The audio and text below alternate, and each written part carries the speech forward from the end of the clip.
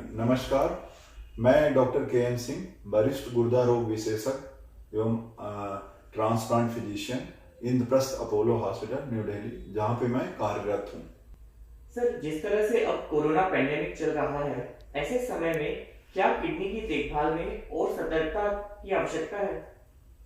देखिए, जो corona pandemic चल रहा है, चाहे किडनी का पेशेंट हो या दूसरे पेशेंट ना हो, लेकिन किडनी के पेशेंट को इम्यूनिटी कम होती है तो उनको सतर्कता बरतनी चाहिए और सभी को बरतनी चाहिए। जैसे फेस मास्क लगाना, हाथ धुलना और एक सोशल डिस्टेंसिंग, ये हर एक के लिए ज़रूरत है।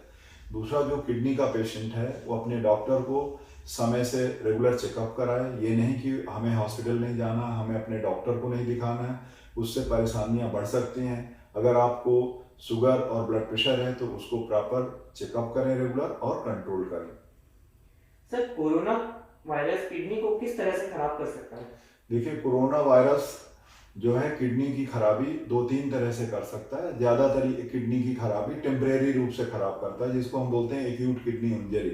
तो जब कोरोना वायरस के मुश्किल से 1 या 2% पेशेंट जो काफ़ी सीरियस हो जाते हैं, वेंटिलेटर पे चले जाते हैं, सेप्टिसीमिया हो जाती है, तो उन पेशेंट को जिनका बीपी कम होता है, दवाइयाँ चलती हैं, तो उनको ड्रग टॉक्सिसिटी होती है, जिसको हम बोलते हैं एक्यूट ट्यूबुलर नेक्रोसिस।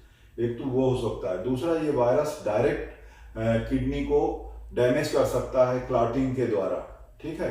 तो उसको माइक्रोथम्बाई जो बोलते हैं, तो उससे भी किडनी डैमेज हो जाती है। बट ज़्यादातर किडनी टेम्परेरी डैमेज होती है और जो समय के साथ, एक बार कोरोना वायरस डिजीज से जब पेशेंट बाहर आ जाता है तो समय के साथ वो किडनी भी ठीक हो जाती है।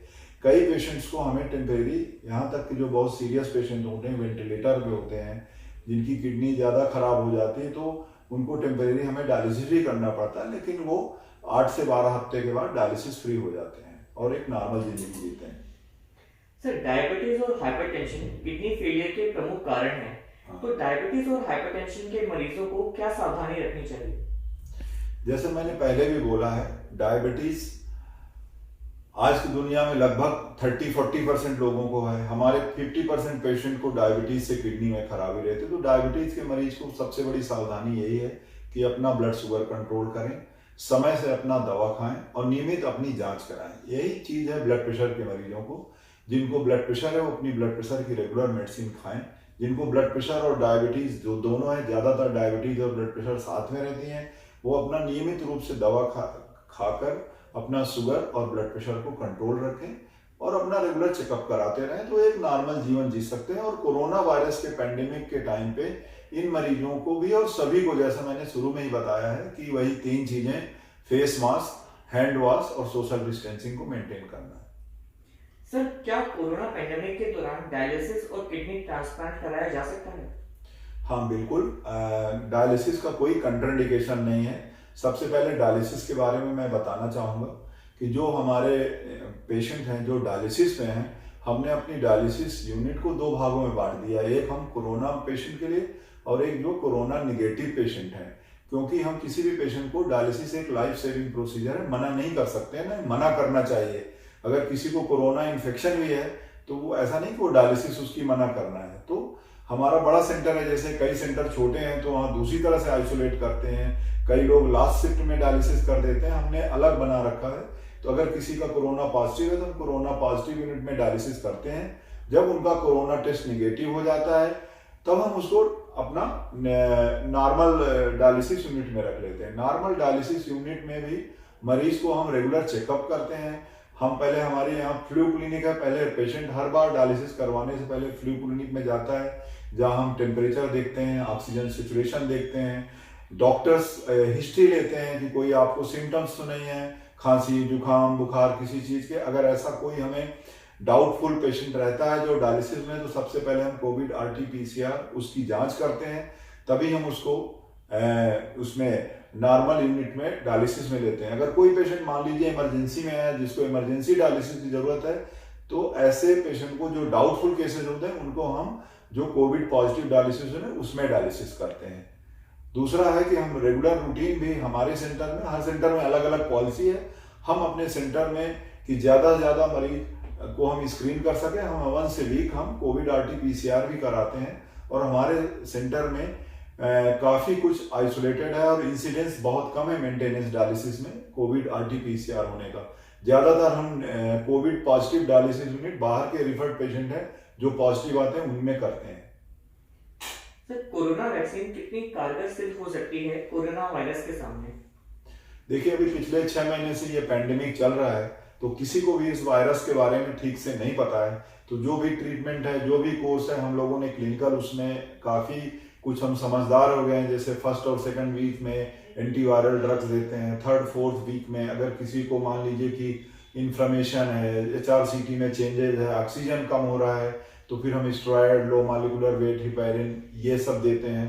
तो हम लोग काफ़ी एक्सपीरियंस हो गए हैं, बट डेफिनेटली मेरा अपना कहना अभी वैक्सीन की थर्ड फेज ट्रायल चल रहा है और डेफिनेटली वैक्सीन जो है कारगर होनी चाहिए और वैक्सीन के आने से काफ़ी राहत होगी, ये मेरा सोचना है और वैक्सीन ही इसका आंसर होगा।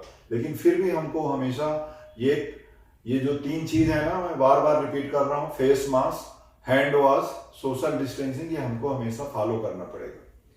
सर, कोरोना वायरस की ऐसी कौन सी गलतफहमियां हैं जो हम लोगों को नहीं रखनी चाहिए?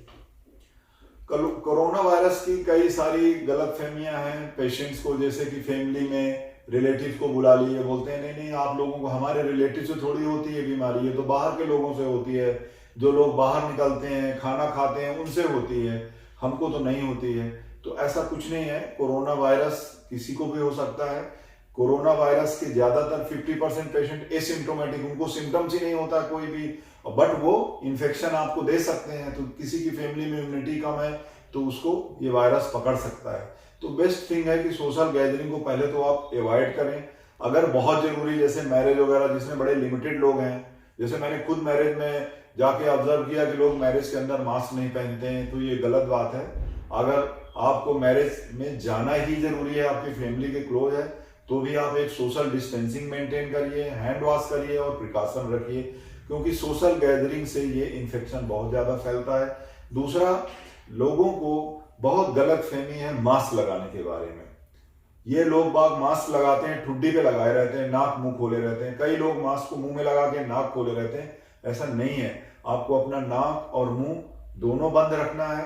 आपको अगर मास्क अपना बाहर करना है तो आप जब कमरे में अपने अकेले बैठे तब अपना मास्क बाहर रखें, या घर में आप जब अपना घर में रहते हैं और किसी को कोई सिम्टम्स नहीं है और फैमिली मेंबर्स बाहर नहीं जाते, तो फैमिली मेंबर्स साथ में रह सकते हैं, फिर भी डिस्टेंस को मेंटेन करें तो बेटर है। और अगर आप अफोर्ड कर सकते हैं तो अपना अलग अलग कमरे में आइसोलेट होके सोएं। क्यों, अगर आप बाहर जाते हैं और जरूरी काम करते हैं तो। सर, ऐसे कुछ लोग हैं जो कोरोना की वजह से डॉक्टर्स को दिखाने नहीं जा रहे हैं, अपनी डायग्नोस्टिक टेस्ट नहीं करा रहे हैं, ऐसे लोगों के बारे में आप क्या कहना चाहेंगे?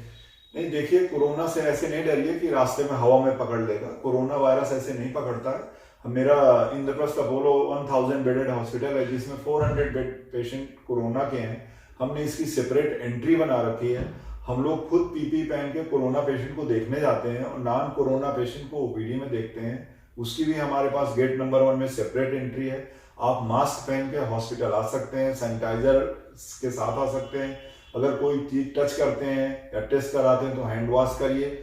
आप हॉस्पिटल के कैंपस में, कॉरिडोर में मास्क खोल के, जहाँ पे और पेशेंट घूम रहे हैं वहां कुछ खाना पीना मत खाइए, ठीक है। ये चीज का आप रखिए ध्यान में। और मास्क पहनने के बावजूद भी अगर आप सिंगल मास्क पहने तो भी थोड़ा डिस्टेंस बना के बात करिए, और बिना मास्क के तो बिल्कुल नहीं चलिए हॉस्पिटल के अंदर। लेकिन ऐसा कुछ नहीं है, आप हॉस्पिटल आके दिखा सकते हैं। दूसरा है कि वीडियो कंसल्टेशन, व्हाट्सएप कंसल्टेशन भी कर सकते हैं। कई बार हमें पेशेंट को हॉस्पिटल बुला के देखना पड़ता है, क्योंकि हर चीज हम वीडियो और व्हाट्सएप कंसल्टेशन में असेसमेंट नहीं कर पाते हैं। सर, आपकी इन सब जानकारियों के लिए बहुत बहुत धन्यवाद। नमस्कार।